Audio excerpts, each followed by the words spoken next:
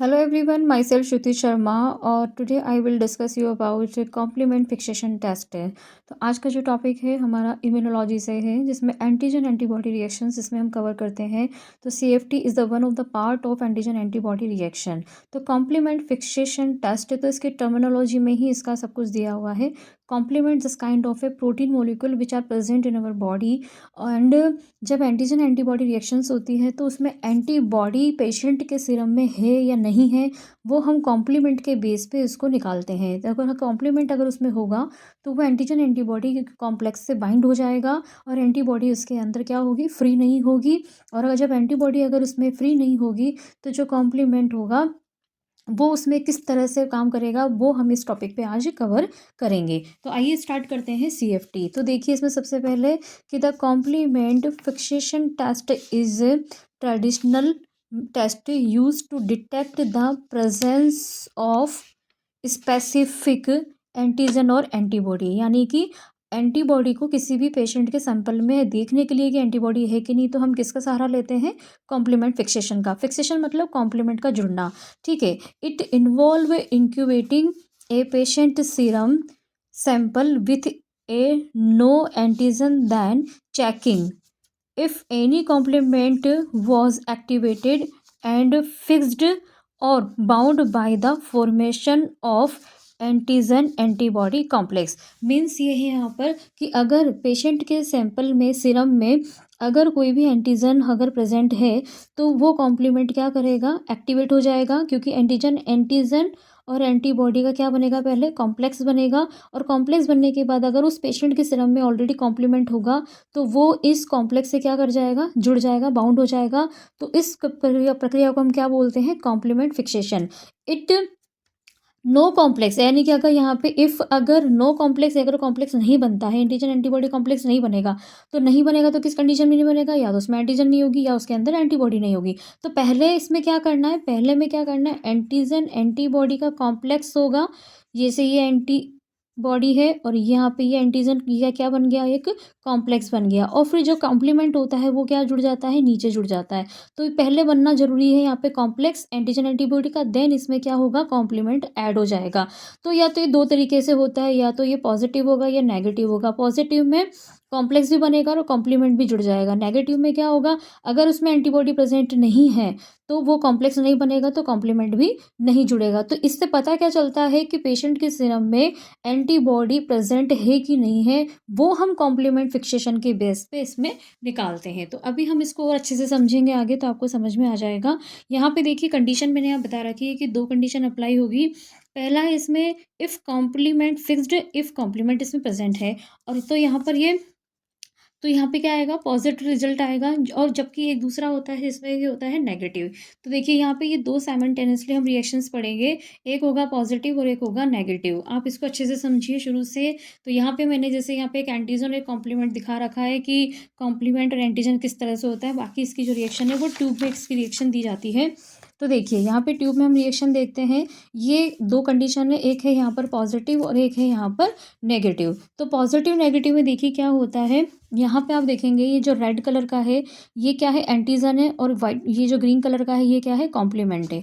यहाँ पे हमने एक ट्यूब ले रखी है और यहाँ पे भी देखिए नेगेटिव में भी ये भी एंटीजन है, ये भी कॉम्प्लीमेंट है, यहाँ पे भी एक ट्यूब है। तो इन दोनों में डिफरेंस क्या आ रहा है नेगेटिव पॉजिटिव में, कि इस वाले पेशेंट के सीरम में क्या प्रेजेंट है, एंटीबॉडी प्रेजेंट है। तो अगर एंटीबॉडी प्रेजेंट होगी तो यहाँ पे आगे फर्दर रिएक्शंस कैसे होगी, क्योंकि मैंने बताया था आपको कि जो पहला स्टेप होता है इसमें, उसमें क्या होता है कि एंटीजन और एंटीबॉडी का क्या होता है, कॉम्प्लेक्स होता है। तो जब एंटीजन एंटीबॉडी कॉम्प्लेक्स होता है तो ये रेड वाला और ये जो वाई वाला है ना, एंटीजन एंटीबॉडी क्या करेगा, ये रेड वाला और यहाँ पे ये जो ब्लू कलर की एंटीबॉडी वो सारी इससे कॉम्प्लेक्स बन गया। कॉम्प्लेक्स बनने के बाद जब ये ग्रीन वाला कॉम्प्लीमेंट है वो कॉम्प्लीमेंट क्या हो जाएगा, फिक्स हो जाएगा। फिक्स किससे होगा, एंटीबॉडी से होगा। देखिए यहाँ समझिए, अगर यहाँ पे ये एंटीबॉडी, तो इसका ये जो पोर्शन है वो होता है FB और ये होता है FC। FB पोर्शन जुड़ता है एंटीजन से, ठीक है, किससे जुड़ता है, एंटीजन से। और जो इसका FC पोर्शन होता है एंटीबॉडी का, उससे जुड़ता है यहाँ पे आपका ये कॉम्प्लीमेंट, यानी ग्रीन वाला पार्ट। तो ग्रीन वाला पार्ट किससे जुड़ा हुआ है, एंटीबॉडी के FC पोर्शन से जुड़ा हुआ है। तो यहाँ पे पहले क्या बना, कॉम्प्लेक्स बना। कॉम्प्लेक्स बनने के बाद कॉम्प्लीमेंट यहाँ पे जाके ऐड हो गया। अगर हम इधर देखें नेगेटिव में सेम रिएक्शन, तो यहाँ पर मैंने क्या बता रखा है कि एंटीबॉडी यहाँ पर नहीं है। ओनली यहाँ पे एक एंटीसाइन और एक कॉम्प्लीमेंट है। एंटीबॉडी पेशेंट की बॉडी में नहीं थी, यानी उसको कोई एचआईवी नहीं था, एचबीसीजी नहीं था, तो एंटीबॉडी बनी ही नहीं उसके अंदर। तो वहाँ पे कॉम्प्लीमेंट किस तरह से काम करेगा, और उसकी बॉडी में अगर प्रेजेंट भी है तो कॉम्प्लीमेंट वहाँ पे काम नहीं करेगा। क्यों? क्योंकि वहाँ पे एंटीबॉडी नहीं है, तो ये एक खाली एंटीजन यहाँ पड़ा हुआ है और कॉम्प्लीमेंट भी यहाँ पे फ्री है।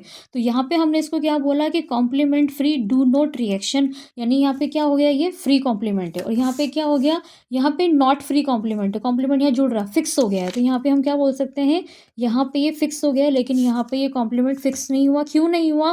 क्योंकि यहाँ पे एंटीबॉडी क्या थी, एब्सेंट थी। आइए पास, तो यहाँ तक आई होप आपको समझ में आ गया होगा कि एंटीबॉडी कॉम्प्लेक्स जुड़ना जरूरी है पहले। यहाँ पे एंटीबॉडी नहीं है तो यहाँ पे नहीं जुड़ रहा है। अब आगे हम बात करते हैं इंडिकेटर के बेस पे। हम इसको और फर्दर अच्छे से कंफर्म करने के लिए हम इसमें क्या करते हैं, इंडिकेटर का भी यूज़ करते हैं। तो इंडिकेटर में देखिए यहाँ पे क्या होता है कि एक हमने ले रखी है यहाँ पे शीप आरबीसी, और जिसको हम एज ए इंडिकेटर लेंगे। एक होता है Anbu receptor antibody. Anbu receptor antibody का मतलब होता है कि ये जो हमने सिंथेटिक फॉर्म है आरबीसी, ये जो शीप की आरबीसी होती है इसको रैबिट में इंसर्ट करके इसके अगेंस्ट में जो एंटीबॉडी बनाई जाती है वो होती है एम्बो रिसेप्टर एंटीबॉडी। तो जब हमने इस पूरी ट्यूब में जब शीप आरबीसी को ऐड किया और ये वाली एंटीबॉडी जब हमने इसमें ऐड करी, तो हमने देखा कि यहाँ पर कॉम्प्लीमेंट, क्योंकि अगर यहाँ पे कॉम्प्लीमेंट फ्री होता तो वो एम्बो रिसेप्टर एंटीबॉडी के इस वाले कॉम्प्लेक्स के साथ जुड़ जाता। पर ये वाला जो कॉम्प्लेक्स है वो कॉम्प्लीमेंट इसको टच भी नहीं कर रहा है, इसको छू भी नहीं रहा है। और अब जब वो छू नहीं रहा है तो यहाँ पे जो भी हीमोलाइसिस हो रहा है आरबीसी का, वो यहाँ पे हीमोलाइसिस नहीं हुआ है।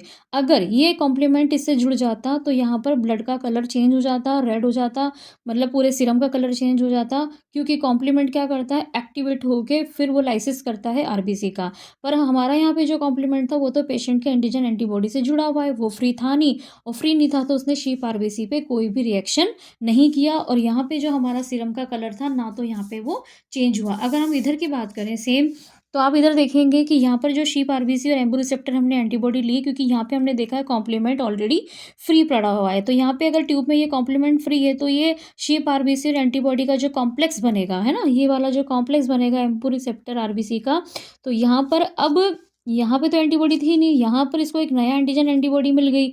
तो यहाँ से ये बनने के बाद ये वाला जो कॉम्प्लीमेंट है ग्रीन वाला, ये ग्रीन वाला कॉम्प्लीमेंट क्या हो जाएगा, इसके आगे यहाँ पे जुड़ जाएगा। तो जैसे ये ग्रीन वाला कॉम्प्लीमेंट, ये वाला कॉम्प्लीमेंट इसके आगे यहाँ पे जुड़ जाएगा, तो फिर यहाँ पे क्या हो जाएगा, शीप आरबीसी का, यहाँ पे जो है ये शीप आरबीसी का क्या हो जाएगा, एज ए इंडिकेटर आरबीसी का क्या हो जाएगा, हिमोलाइसिस हो जाएगा। और पूरे वायल का जो कलर होगा वो कैसा हो जाएगा, रेड हो जाएगा। इंडिकेटर क्या बता रहा है कि इस वाले रिएक्शन में कॉम्प्लीमेंट फ्री था, क्योंकि यहाँ पर एंटीबॉडी नहीं थी पेशेंट की। तो जब हमने इसको एम्बो रिसेप्टर इंडिकेशन वाली एंटीबॉडी दी तो वो इस वाले कॉम्प्लेक्स के साथ कॉम्प्लीमेंट ऊपर ना जुड़ के इधर वाले पे जुड़ गया। जबकि यहाँ पे कॉम्प्लीमेंट क्या था, यहाँ पे कॉम्प्लीमेंट फिक्स हो चुका था, इसलिए उसने क्या करा, इस वाले शीप आरबीसी को नहीं छेड़ा, केवल वो ऊपर वाले से जुड़ गया। और यहाँ पर कॉम्प्लीमेंट फिक्सेशन हमारी मेन एंटीजन एंटीबॉडी से रिएक्ट कर गई है। तो ये दो पार्ट में होती है, पहले बनता है इम्यून कॉम्प्लेक्स, देन हम उसको पॉजिटिव नेगेटिव फॉर्म में देखते हैं, और देन देखते हैं फिर हीमोलाइसिस के बेस पे। आगे हम इसको अगर थ्योरेटिकल पार्ट में अगर मैं आपको उसका समझाऊं प्रिंसिपल, तो आप इसको ध्यान से समझिए। हम ऐसे डायग्राम में इसको समझ चुके हैं। तो प्रिंसिपल देखिए इसमें क्या है कि प्रिंसिपल है इसका, इन इन्वॉल्व टू स्टेप रिएक्शन, यानी कि यहाँ पे दो पार्ट में होती है। इन द फर्स्ट स्टेप में क्या होता है, if the serum positive for antibody, यानी कि अगर पेशेंट के सैंपल में अगर एंटीबॉडी है तो antigen antibody complex is formed, complement got fixed to the complement antigen antibody, so there will be no free complement remain in the tube. Antigen complement plus test serum antibody, यानी सबसे पहले antigen complement और test serum antibody, ये तीनों क्या करेंगे, एक दूसरे से बाइंड हो जाएंगे। रिजल्ट क्या मिलेगा, एंटीजन एंटीबॉडी कॉम्प्लेक्स बनेगा, फिर कॉम्प्लीमेंट फिक्स होगा। तो यहाँ पे कॉम्प्लीमेंट फ्री नहीं होगा, जो हमारी पॉजिटिव रिएक्शन की बात चल रही है। सेम अगर हम नेगेटिव वाली बात करें तो सीरम के अंदर क्योंकि एंटीबॉडी विदाउट एंटीबॉडी है, वहाँ पे एंटीबॉडी प्रेजेंट नहीं है, तो वहाँ पे क्या होगा, नो एंटीजन एंटीबॉडी कॉम्प्लेक्स नहीं बनेगा। वहाँ पे जो कॉम्प्लीमेंट होगा वो कैसा होगा, फ्री रहेगा। फ्री रहेगा तो क्या होगा, एंटीजन कॉम्प्लीमेंट और टेस्ट सीरम, इस तरह से जब हम रिएक्शन कराते हैं तो पहली बात तो कॉम्प्लेक्स बनेगा नहीं, क्योंकि एंटीबॉडी नहीं है, तो एंटीबॉडी एंटीजन से कैसे जुड़ेगी। अब जब एंटीजन एंटीबॉडी कॉम्प्लेक्स नहीं बनेगा तो कॉम्प्लीमेंट भी नहीं जुड़ेगा, तो कॉम्प्लीमेंट क्या हो जाएगा, फ्री हो जाएगा। फ्री होने के कारण से क्या होगा कि अब ये जो फ्री है वहाँ पर, तो अब हम सेकंड स्टेप हम एज़ ए इंडिकेटर वाला करेंगे। तो उसमें हम क्या करेंगे कि हीमोलाइसिस के बेस पे करेंगे। सेकंड स्टेप में हम क्या करेंगे, हीमोलाइसिस। जो हीमोलाइसिस होता है वो दोनों में देखते हैं हम, पॉजिटिव और नेगेटिव सीएफटी में, है ना? दोनों रिएक्शन में देखते हैं, इधर-इधर दोनों साइड में। तो a haemolysis indicator system is consist of sheep RBC coated with antibody called as ambo receptor. अभी मैंने आपको बताया था पीछे कि जो एम्बो रिसेप्टर एंटीबॉडी होती है वो शीप आरबीसी के अगेंस्ट में राइबिलिटी के अंदर इंजेक्ट करके बनाई जाती है। तो ये इंडिकेटर वाली जो आरबीसी है वही हम उसको वहाँ पे यूज़ करते हैं एज इंडिकेटर में। तो by the sample is positive, अगर हम सीएफटी की पॉजिटिव रिएक्शन की बात करेंगे तो यहाँ पर ये कॉम्प्लीमेंट क्या हो जाएगा, एम्बो रिसेप्टर से बाइंड नहीं होगा, there is a no haemolysis. तो वहाँ पे ना हीमोलाइसिस होगा ना उसका कोई लाइसिस होगा। जबकि नेगेटिव रिएक्शन में क्या हो जाएगा, नेगेटिव रिएक्शन में कॉम्प्लीमेंट जो होगा वो फिक्स हो जाएगा एम्बो रिसेप्टर एंटीबॉडी से, और वहाँ पे वो सीरम का कलर क्या कर देगा, रेड कर देगा। तो आई होप आपको कॉम्प्लीमेंट फिक्सेशन टेस्ट आज यहाँ पर ये क्लियर हो गया हो। Thank you so much.